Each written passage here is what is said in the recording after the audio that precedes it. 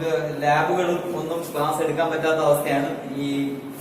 ഈ എന്ന് ക്ലാസ് തുടങ്ങാൻ പറ്റും അല്ലെങ്കിൽ എപ്പോഴും നമുക്ക് ലാബ് കണ്ടക്ട് ചെയ്യാൻ പറ്റും എന്നതിനെ കുറിച്ചൊന്നും നമുക്ക് ഒരു ധാരണയില്ലാതിരിക്കുന്ന സമയമാണ്. അതുകൊണ്ട് എന്തായിരുന്നാലും ശരി തന്നെ ലാബിനെ കുറിച്ചുള്ള ഒരു പ്രൈമറി സെറ്റപ്പ് നമ്മൾ ചെയ്തു വെച്ചേ മതിയാവൂ. അതുകൊണ്ടാണ് ഇങ്ങനെ ഒരു ക്ലാസ്, ലാബിനെ കുറിച്ച് ഒരു ക്ലാസ് എടുക്കേണ്ടി വന്നത്. പ്രധാനമായിട്ട് S3 3 ലാബാണ് നിങ്ങൾക്കുള്ളത്. ഒന്ന് fluid mechanics lab, 2 electrical technology lab, 3 നമ്മുടെ നോർമൽ ആയിട്ടുള്ള നിങ്ങൾ S2 ഉണ്ടായിരുന്ന പോലെ വർക്ക്ഷോപ്പ് പ്രാക്ടീസ്. ഈ 3 എണ്ണമാണ് നമുക്ക് S3 ഉള്ളത്. അപ്പൊ ഇതിനകത്ത് പ്രധാനമായിട്ട് ലാബിനെ കുറിച്ച് നിങ്ങൾക്ക് അറിയാം, നിങ്ങൾ സയൻസ് ലാബൊക്കെ ചെയ്തിട്ടുണ്ടാവും. അപ്പൊ ആദ്യം ഞാൻ ഈ ലാബ് റെക്കോർഡുകൾ എങ്ങനെയാണ് എഴുതേണ്ടതെന്നതിനെ കുറിച്ച് പറയാം.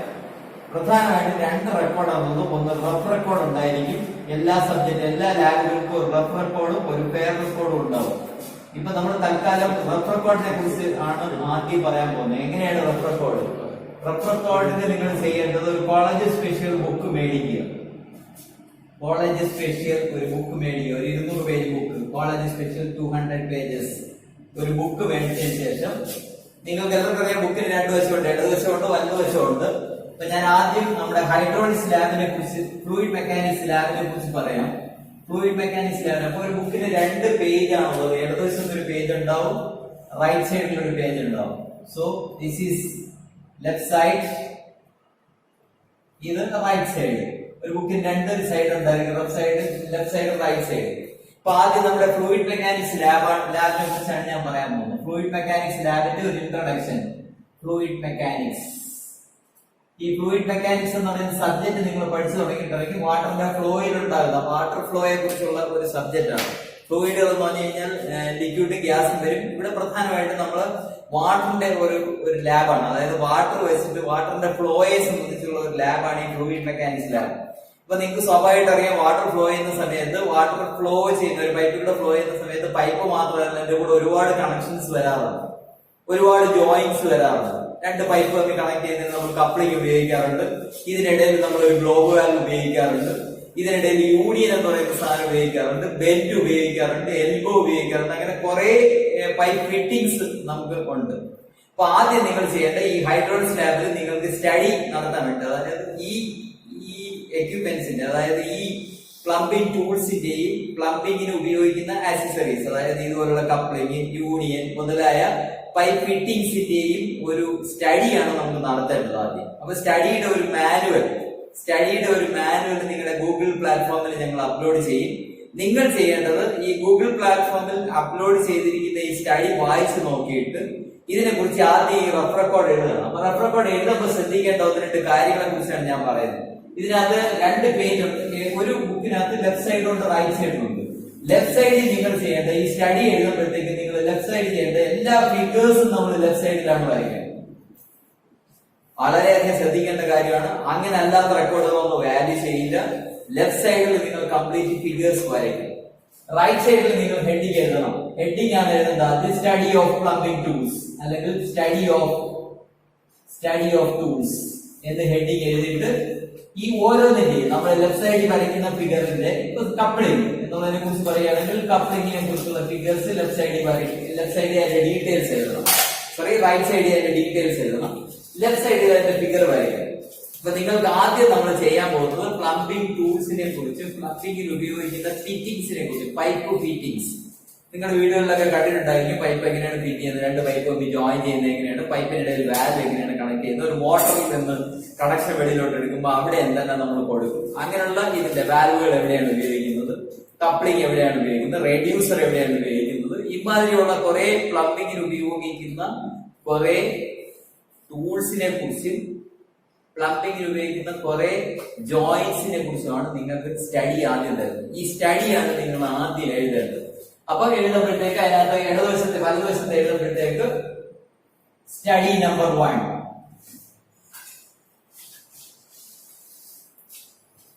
വലതുവശത്ത് എഴുതുമ്പോ പേജിൽ നമ്മൾ ഇങ്ങനെ എഴുതും സ്റ്റഡി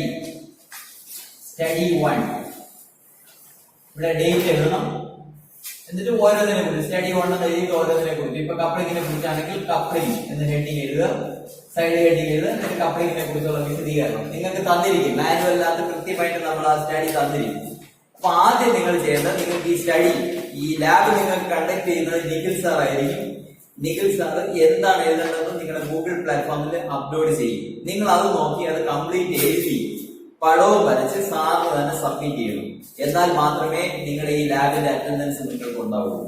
ഏറ്റവും പ്രധാനമായിട്ട് ശ്രദ്ധിക്കേണ്ട ഒരു കാര്യം അതാണ്. നിങ്ങൾക്ക് എത്രയും പെട്ടെന്ന് തന്നെ ഇന്നല്ലെങ്കിൽ നാളെ നിങ്ങൾക്ക് ഈ ഗൂഗിൾ പ്ലാറ്റ്ഫോമിൽ നമ്മൾ ഈ സ്റ്റഡിയുടെ മെറ്റീരിയൽ അപ്ലോഡ് ചെയ്യും. അത് നോക്കി നിങ്ങൾ അത് വായിച്ച് നോക്കിയതിനു ശേഷം ഇതുപോലൊരു 200 പേജ് ബുക്ക് മേടിച്ച് ഇടത് സൈഡിൽ ഫിഗർ വരയ്ക്കുക, വലത് സൈഡിൽ അതിന്റെ എക്സ്പ്ലനേഷൻ. നിങ്ങൾക്ക് അത് രണ്ട് പറഞ്ഞിരിക്കും. നിങ്ങൾ ജസ്റ്റ് വായിച്ച് നോക്കുക ഓരോന്ന് എന്തിനാണ് ഉപയോഗിക്കുന്നത് വായിച്ച് നോക്കിയിട്ട് സ്റ്റഡി എഴുതി.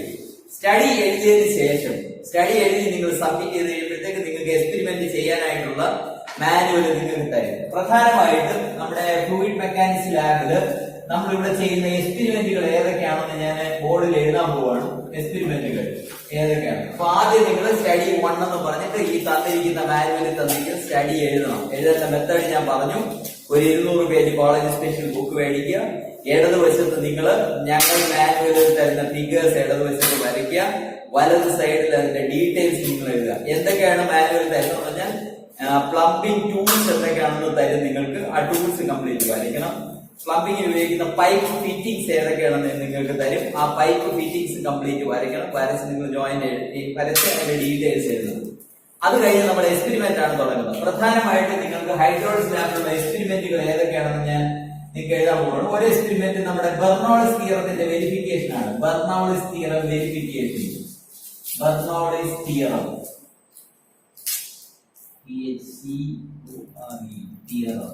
ബെർണോളിസ് തിയറം നിങ്ങൾക്ക് എല്ലാവരും പ്ലസ് ടുവിന് പഠിച്ചിട്ടുള്ളതാണ്. ബെർണോളിസ് തിയറം എന്താണ്? For an ideal fluid flow ചെയ്യുന്ന സമയത്ത് ഏത് പൈപ്പിന്റെങ്കിലും ഒരു ലിക്വിഡ് ഫ്ലോ ചെയ്യുന്ന സമയത്ത് അതിന്റെ ഏത് പോയിന്റിലെ ഹെഡുകൾ നോക്കിയാലും ടോട്ടൽ ഹെഡ് നോക്കിയാലും അതിനകത്ത് പ്രധാനമായിട്ടും 3 ഹെഡുകളാണ് പറയുന്നത്. അതിനകത്ത് ഒഴുകുന്ന ഒരു പൈപ്പിനകത്തുള്ള വാട്ടറിനകത്ത് സപ്പോസ് ഇങ്ങനെ ഒരു പൈപ്പ് ഇരിക്കുകയാണ്.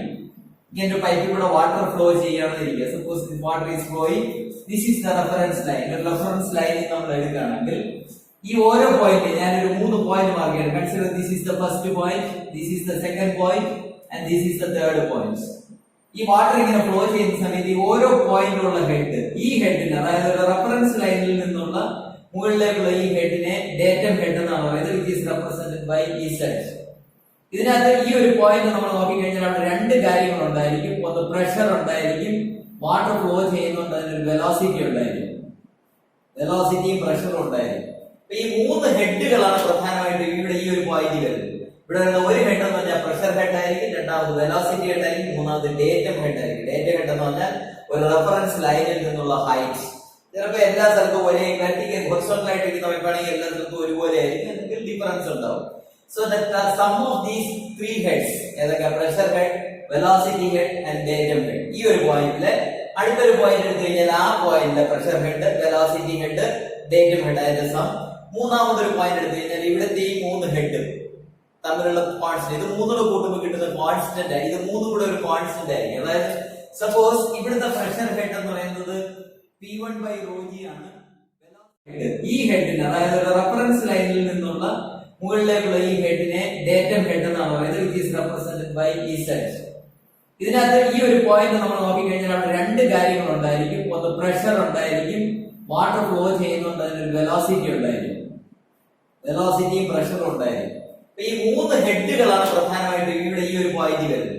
ഇവിടെ വരുന്ന ഒരു ഹെഡ് എന്ന് പറഞ്ഞാൽ പ്രഷർ ഹെഡ് ആയിരിക്കും, രണ്ടാമത് വെലോസിറ്റി ഹെഡ് ആയിരിക്കും, മൂന്നാമത് ഡേറ്റം ഹെഡ് ആയിരിക്കും. ഡേറ്റം ഹെഡ് എന്ന് പറഞ്ഞാൽ ഒരു റെഫറൻസ് ലൈനിൽ നിന്നുള്ള ഹൈറ്റ്. ചിലപ്പോൾ എല്ലാ സ്ഥലത്തും ഒരേ വെർട്ടിക്കൽ ഹൊറിസോണ്ടൽ ആയിട്ട് ഇരിക്കുന്ന പൈപ്പാണെങ്കിൽ എല്ലാ സ്ഥലത്തും ഒരുപോലെ ആയിരിക്കും, എന്തെങ്കിലും ഡിഫറൻസ് ഉണ്ടാവും.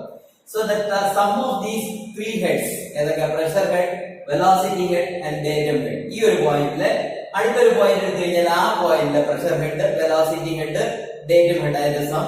മൂന്നാമതൊരു പോയിന്റ് എടുത്തു കഴിഞ്ഞാൽ ഇവിടുത്തെ ഈ 3 ഹെഡ് തമ്മിലുള്ള കോൺസ്റ്റന്റ്, ഇത് 3 കൂട്ടുമ്പോൾ കിട്ടുന്ന കോൺസ്റ്റന്റ് ആയി. ഇത് 3 കൂടെ ഒരു കോൺസ്റ്റന്റ് ആയിരിക്കും. അതായത് സപ്പോസ് ഇവിടുത്തെ പ്രഷർ ഹെഡ് എന്ന് പറയുന്നത് P1 by rho g ആണ്.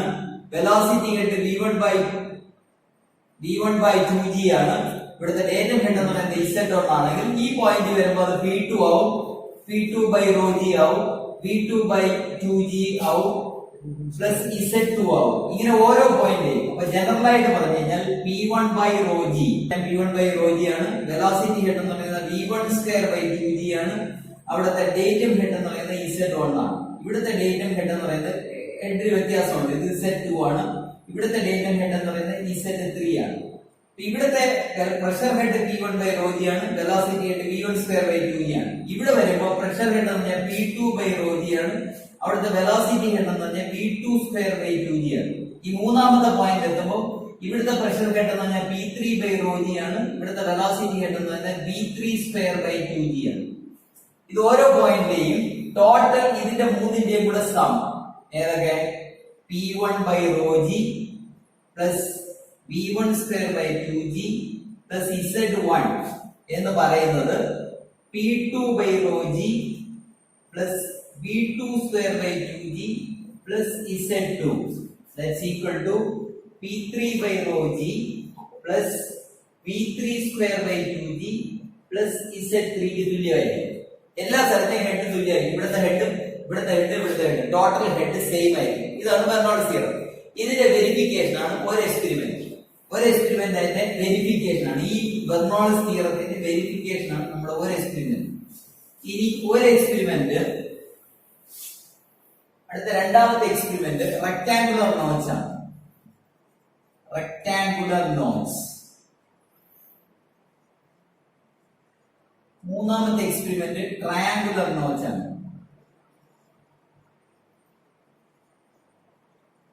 നാലാമത്തെ എക്സ്പെരിമെന്റ് ഓറിഫീസ് ആണ്. അഞ്ചാമത്തെ experiment rectangular knots, triangular knots, apparatus.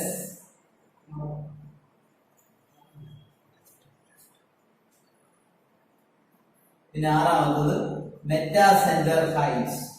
Meta centre കണ്ടുപിടിക്കാനുള്ള ഒരു എക്സ്പെരിമെന്റ്. ഇത്രയും എക്സ്പെരിമെന്റ് ആണ് നിങ്ങൾക്ക് ഈ സെമസ്റ്ററിൽ പഠിക്കാനുള്ളത്. ഇത്രയും എക്സ്പെരിമെന്റ് നിങ്ങൾക്ക് പഠിക്കാനുണ്ട്. Bernoulli's theorem, rectangular notch, triangular notch, orifice, pipe friction apparatus, meta centre. ഇത്രയും എക്സ്പെരിമെന്റ് ആണ് നിങ്ങൾക്ക് പഠിക്കാനുള്ളത്. അപ്പൊ ഇതിനകത്ത് ഓരോ എക്സ്പെരിമെന്റ് ആയിട്ട് നമ്മൾ നിങ്ങൾക്ക് ഇതിന്റെ മാനുവൽ നിങ്ങൾക്ക് തരും.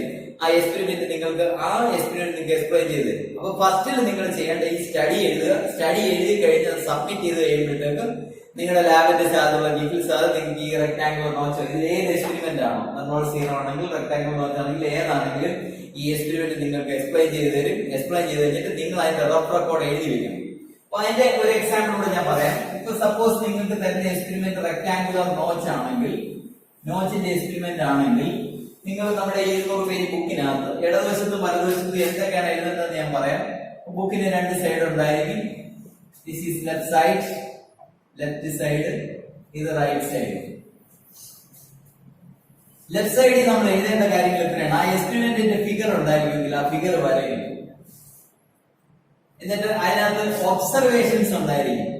ഓരോ ചില ഒബ്സർവേഷൻസ് അതിനകത്ത് ഉണ്ടായിരിക്കും. അത് ലെഫ്റ്റ് സൈഡിലാണ് എഴുതുന്നത്. ഒബ്സർവേഷൻസ് ഫിഗർ ഉണ്ടായിരിക്കും, ഒബ്സർവേഷൻ ഉണ്ടായിരിക്കും. പിന്നെ ടാബുലർ കോളം ഉണ്ടായിരിക്കും. ഒരു എക്സ്പെരിമെന്റിനകത്ത് ടാബുലർ കോളം ഉണ്ടായിരിക്കും. ഇത് ഇത്രയും ലെഫ്റ്റ് സൈഡിൽ വരും. ഒരു എക്സ്പെരിമെന്റ് നിങ്ങൾ ചെയ്യുമ്പോൾ റെക്ടാങ്കുലർ നോച്ച് എന്ന് പറയുന്ന എക്സ്പെരിമെന്റ് എടുത്തിട്ടുണ്ടെങ്കിൽ അതിന്റെ ഫിഗർ ഉണ്ടാവും, അതിന്റെ ഒബ്സർവേഷൻസ് ഉണ്ടാവും, അതിന്റെ ടാബുലർ കോളം ഉണ്ടായിരിക്കും. ഇത് ഇത്രയും ലെഫ്റ്റ് സൈഡിൽ എഴുതണം. അതിന് പുറമെ അതിന്റെ ഒരു സാമ്പിൾ കാൽക്കുലേഷൻ ഉണ്ടാവും. Sample calculation. ഇത്രയും സാധനങ്ങളാണ് ഇതിന്റെ ലെഫ്റ്റ് സൈഡിൽ എഴുതേണ്ടത്. റൈറ്റ് സൈഡിൽ എഴുതേണ്ടത് എക്സ്പെരിമെന്റ് നമ്മൾ എഴുതി കഴിഞ്ഞാൽ ആദ്യം വരുന്ന aim, what we want to find out, എന്താണ് നമ്മൾ കണ്ടുപിടിക്കേണ്ടത് എന്നുള്ള എയിം ഉണ്ടായിരിക്കും. ആ എക്സ്പെരിമെന്റ് ചെയ്യാനായിട്ട് എന്തൊക്കെ അപ്പാരറ്റസ് വേണം എന്നുള്ളത്, അപ്പാരറ്റസ് റിക്വയർഡ് ഉണ്ടായിരിക്കും. അത് കഴിഞ്ഞിട്ട് ആ എക്സ്പെരിമെന്റിനെ സംബന്ധിച്ചുള്ള ഒരു തിയറി ഉണ്ടാവും. ആ തിയറി അതിനകത്ത് ഉണ്ടാവും. തിയറി കഴിഞ്ഞതിന് ശേഷം അതിന്റെ താഴെ അതിന്റെ ഒരു പ്രൊസീജിയർ ഉണ്ടാവും. How to do this experiment, എങ്ങനെയാണ് ഈ എക്സ്പെരിമെന്റ് ചെയ്യുന്നതിനെ കുറിച്ചുള്ള ഒരു പ്രൊസീജിയർ ഉണ്ടാവും. ഏറ്റവും ലാസ്റ്റില് പ്രൊസീജിയർ എല്ലാം എഴുതി കഴിഞ്ഞതിന് ശേഷം, സാമ്പിൾ കാൽക്കുലേഷൻ എല്ലാം ചെയ്ത് കഴിഞ്ഞതിന് ശേഷം ഏറ്റവും താഴെ അതിന്റെ റിസൾട്ട് ഉണ്ടാവും. എന്താണ് നമ്മൾ കണ്ടുപിടിച്ചത് എന്നുള്ളതിന്റെ റിസൾട്ട് ഉണ്ടാവും. അതിന്റെ താഴെ ഇൻഫറൻസ് ഉണ്ടാവും. ഇൻഫറൻസ് പറഞ്ഞാൽ ആ ചെയ്ത എക്സ്പെരിമെന്റും കിട്ടുന്ന വാല്യൂ. സപ്പോസ് നമ്മൾ കണ്ടുപിടിച്ചത് G ആണെന്നിരിക്കട്ടെ, ആക്സിലറേഷൻ ഡ്യൂ ടു ഗ്രാവിറ്റി ആണ് കണ്ടുപിടിച്ചത്. നിങ്ങൾക്ക് എല്ലാവർക്കും അറിയാം acceleration due to gravity 9.81 metre per second square ആണെന്ന് എല്ലാവർക്കും അറിയാം. ഈ value 9.81 metre per second square കിട്ടേണ്ടതാണ്. ഒരു കോൺസ്റ്റന്റ് വാല്യൂ ആണ്. ആ വാല്യൂവിൽ നിന്ന് വ്യത്യാസമായി ഇപ്പൊ നമുക്ക് സപ്പോസ് ഇത് 7.9 കിട്ടിയുള്ളൂ, 7.9 മീറ്റർ പെർ സെക്കൻഡ് സ്ക്വയർ കിട്ടിയുള്ളെങ്കിൽ എന്തുകൊണ്ടാണ് ഇങ്ങനെ ഒരു വേരിയേഷൻ ഉണ്ടാവാൻ കാരണം എന്നുള്ളത് കാണിക്കുന്നതാണ് ഇൻഫറൻസ്. അപ്പൊ ഒരു എക്സ്പെരിമെന്റ് തുടങ്ങുമ്പോൾ നമ്മൾ ഇത്രയും കാര്യങ്ങളാണ് എഴുതേണ്ടി വരുന്നത്. ഒരു ബുക്കിന്റെ ഇടത് സൈഡിൽ എഴുതേണ്ടത് ആ എക്സ്പെരിമെന്റിനെ സംബന്ധിച്ചുള്ള ഫിഗർ ഉണ്ടെങ്കിൽ ആ ഫിഗർ നമ്മൾ ഇടത് വശത്ത് വരയ്ക്കും. അതിന്റെ ഒബ്സർവേഷൻസ് അവിടെ എഴുതും. ഒബ്സർവേഷൻ അതിനെ സംബന്ധിച്ചുള്ള കോൺസ്റ്റൻസ് ഒക്കെ ഉണ്ടാവുമെങ്കിൽ ആ കോൺസ്റ്റൻസും അതുമല്ല അതിനകത്ത് ഒബ്സർവേഷൻ എഴുതും. ടാബുലർ കോളം ഉണ്ടാവും. പിന്നെ സാമ്പിൾ കാൽക്കുലേഷൻ നമ്മൾ ലെഫ്റ്റ് സൈഡ് ചെയ്യും. ഇതിന്റെ റൈറ്റ് സൈഡിൽ നമ്മൾ എഴുതുന്നത് aim, what we want to find out, or aim is to find out the acceleration due to gravity. എന്താണോ എയിം, അപ്പൊ അത് ചെയ്യുന്നതിന് വേണ്ടി നമ്മൾ എന്തെല്ലാം അപ്പാരറ്റസ് ആണ് ഉപയോഗിക്കും, ടൂൾസോ അപ്പാരറ്റസോ എന്തൊക്കെയാണ് ഉപയോഗിക്കുന്നത് അത് എഴുതും. അതിൻ്റെതായ തിയറി ബിഹൈൻഡ് ഇറ്റ്, ആ എക്സ്പെരിമെന്റ് ചെയ്യുന്നതിന് എന്തെല്ലാം ഫോർമുലാസ് ഉപയോഗിക്കുന്നുണ്ട്, എന്തെല്ലാം തിയറി ഉണ്ട്, ഏത് തിയറി ബേസ് ചെയ്താണ് നമ്മൾ വർക്ക് ചെയ്യുന്നത് എന്നുള്ളതിനെ കുറിച്ചുള്ള ഡീറ്റെയിൽസ് എല്ലാം തിയറിക്കകത്ത് എഴുതും. ദെൻ പ്രൊസീജിയർ എഴുതും, ദെൻ റിസൾട്ട് എഴുതും, ദെൻ ഇൻഫറൻസ് എഴുതും. ഇത്രയും കാര്യങ്ങളാണ് അതിന്റെ റൈറ്റ് സൈഡ് ചെയ്തത്. അപ്പൊ നിങ്ങൾ ചെയ്യേണ്ടത്, നിങ്ങൾ എത്രയും പെട്ടെന്ന് തന്നെ നിങ്ങൾക്ക് തരുന്ന ഈ മെറ്റീരിയൽ, നിങ്ങൾ ഈ തരുന്ന അപ്ലോഡ് ചെയ്യുന്ന മെറ്റീരിയൽ നോക്കിയിട്ട് ആദ്യം ഇതിന്റെ സ്റ്റഡി എഴുതി സാറിന് സബ്മിറ്റ് ചെയ്യാം. അത് കഴിഞ്ഞിട്ട് നിങ്ങൾക്ക് ഓരോ എക്സ്പെരിമെന്റ് ആയിട്ട് നിങ്ങൾക്ക് എക്സ്പ്ലെയിൻ ചെയ്ത് തരും. നിങ്ങൾ ചെയ്യേണ്ടത് എക്സ്പെരിമെന്റിന്റെ റഫർ കോഡ് കംപ്ലീറ്റ് എഴുതി റെഡി ആയിരിക്കണം എന്നാണ് കോളേജ് ഓപ്പൺ ചെയ്യുന്നത്. അല്ലെങ്കിൽ ഞങ്ങൾ ഒരു 6-7 പേരെ വീതം വിളിച്ചു വരുത്തി ഈ എക്സ്പെരിമെന്റ് നിങ്ങളെ കൊണ്ട് ചെയ്യും. അപ്പൊ റഫർ കോഡ് കംപ്ലീറ്റ് ആയിട്ടുള്ള കുട്ടികളെ മാത്രമേ നമ്മൾ എക്സ്പെരിമെന്റ് ചെയ്യിക്കുള്ളൂ. ഓരോ എക്സ്പെരിമെന്റ് നിങ്ങൾക്ക് എക്സ്പ്ലെയിൻ ചെയ്ത് തരും. ഓരോ ക്ലാസ്സിൽ നിങ്ങൾക്ക് എക്സ്പ്ലെയിൻ ചെയ്ത് തന്നിട്ട് അതിന്റെ മാനുവൽ നിങ്ങൾക്ക് അപ്ലോഡ് ചെയ്ത് തരും. നിങ്ങൾ ഈ 200 പേജ് ബുക്കിനകത്ത് ആ മാനുവലിൽ പറഞ്ഞിരിക്കുന്ന അത്രയും കാര്യങ്ങൾ, അതായത് നമ്മൾ കണ്ടുപിടിക്കേണ്ട ഡേറ്റാസ് ഒഴിച്ച് ബാക്കിയുള്ള കാര്യങ്ങളെല്ലാം എഴുതി റെഡിയാക്കി വെച്ചേക്കണം. എപ്പോഴും നമ്മൾ കോൾ ഫോർ ചെയ്യുന്നു, നിങ്ങളെ വിളിക്കുന്നു, എക്സ്പെരിമെന്റ് ചെയ്യാൻ വിളിക്കുന്നു, ആ സമയത്ത് നിങ്ങൾ ഒന്ന് എക്സ്പെരിമെന്റ് ചെയ്യേണ്ടി വരും. ഇതാണ് ഓരോ ലാബിനും. ഇത് ഒരു ലാബ്, ഫ്ലൂയിഡ് മെക്കാനിക്സ് ലാബ്, ഈ ഇലക്ട്രിക്കൽ ലാബ് ഇതുപോലെ തന്നെയാണ്. ഇതേ സിസ്റ്റം തന്നെ ഫോളോ ചെയ്യും. ഇലക്ട്രിക്കലിന്റെ ഒരു ക്ലാസ്സും ഈ ലാബിനെ സംബന്ധിച്ചുള്ള ക്ലാസ്സും എല്ലാം പുറകെ നിങ്ങൾക്ക് അപ്ലോഡ് ചെയ്ത് തരുന്നുണ്ട്. ഇതാണ് എനിക്ക് പ്രധാനമായിട്ട് പറയാനുള്ളത്. റെക്കോർഡ് കർശനമായിട്ട് വേണം പരീക്ഷയ്ക്ക് റെക്കോർഡ് ഉണ്ടെങ്കിൽ മാത്രമേ പരീക്ഷ എഴുതാൻ പറ്റുള്ളൂ. അതുകൊണ്ട് ഈ തരുന്ന സാധനങ്ങൾ നിങ്ങൾ കറക്റ്റ് ആയിട്ട് എഴുതി തിരിച്ച് സാറിന് കൊടുത്താൽ മാത്രമേ നിങ്ങൾക്ക് അറ്റൻഡൻസ് ഉണ്ടാവൂ. അറ്റൻഡൻസ് ഉണ്ടെങ്കിൽ മാത്രമേ നിങ്ങൾ പരീക്ഷ എഴുതാൻ അനുവദിക്കുള്ളൂ. ഗവൺമെന്റ് പറഞ്ഞിട്ടുണ്ട്, ഇതുപോലെ ഗൂഗിൾ ക്ലാസ് റൂമിലോ ഏതിലാണെന്ന് വെച്ച് കഴിഞ്ഞാൽ ഡേറ്റാസ് അപ്ലോഡ് ചെയ്ത് കുട്ടികളുടെ റെസ്പോൺസ് മേടിച്ച് അറ്റൻഡൻസ് ഇടണമെന്ന് പറഞ്ഞിട്ടുണ്ട്. നമ്മൾ അതനുസരിച്ച് ചെയ്യുന്നതായിരിക്കും.